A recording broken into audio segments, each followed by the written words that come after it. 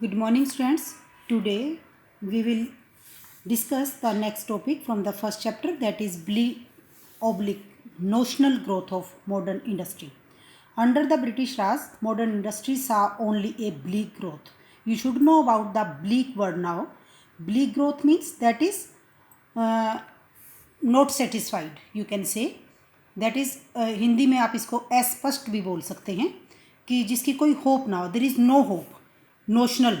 It was only in the second half of 19th century that the modern industry showed its emergence. और after that 19th century वो century थी जिसमें हमारी industrial growth, जिसको हम कह सकते हैं कि वो थोड़ी बहुत इंक्रीज होना शुरू हुई. Two fold motive behind the systematic deindustrialisation. Industrialisation mean औद्योगिकरण, डी इंडस्ट्रियलाइजेशन मीन्स इंडस्ट्रियलाइजेशन को बैक ले जाना. Two fold motive that is deindustrialization during the British rule was to exploit India's wealth of raw material and primary product like cotton and jute. It was required to fulfill the emerging needs of the industrial input in the wake of industrial revolution in Britain.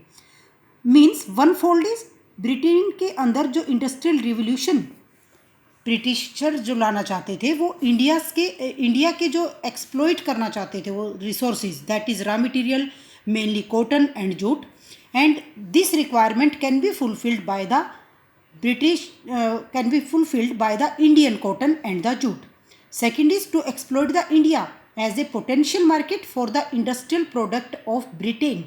Industrial product of Britain to exploit India as a potential market means made in Britain and they import by the India and Indian use the British commodities.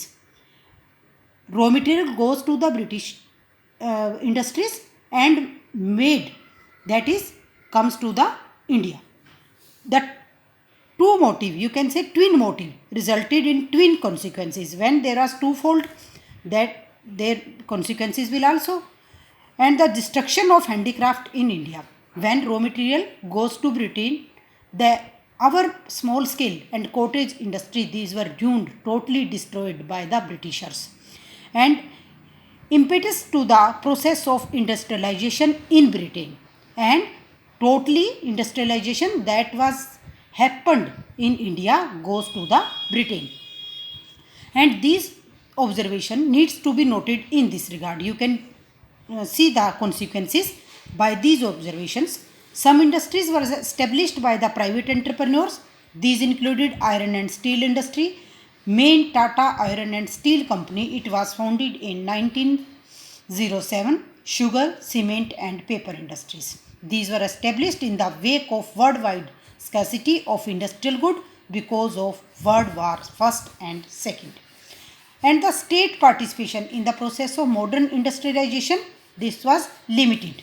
It was confined to such strategic areas like railway and means of communication, because Britishers need the transport system for their development, so they developed railway in India. And means of communication, the thing they want to develop in India, it is not for the motive of India, but it is for the development of British industries, which helped expansion of the Indian market for the British product.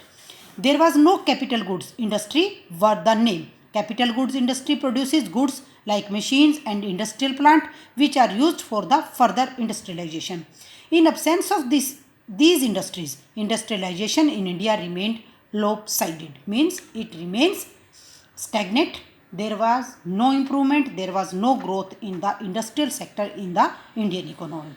Briefly, you can say industrial sector on the eve of independence revealed four main characteristics pointing to its backwardness and limited growth.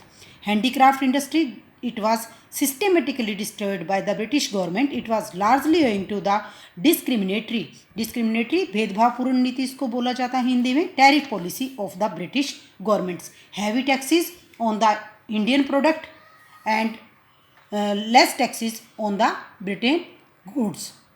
Modern industry showed a bleak expansion.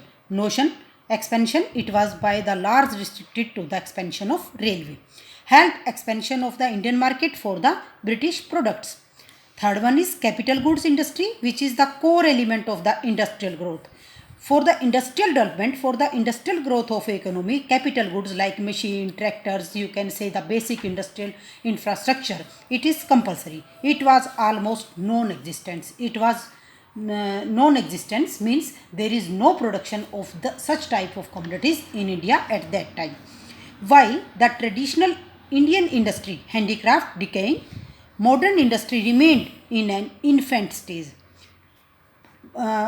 Ancient industries in India, they were fully exploited, they were fully abolished by the British government, and the modern industry, these were in the infant stage. यानी कि जो पहले वाले हमारे small scale industries थे, जैसे हमारे ढाका की जो मलमल थी इंडिया की, वो वर्ल्ड फेमस थी. अदर आइवरी प्रोडक्ट्स थे, वो हमारे वर्ल्ड फेमस थे. That was totally abolished or destroyed by the Britishers. And the modern industries, these were in the infant stage. वो उनकी अभी शुरुआत ही हुई थी और पहले वाले हमारे जो उद्योग थे वो पूर्णतः खत्म हो चुके थे. This again pointed to the backwardness of the Indian economy with little or no evidence of the dynamic change.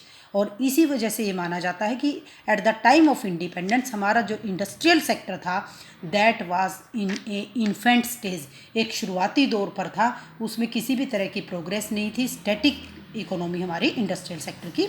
Now next in next video I will discuss the foreign trade under the British rule.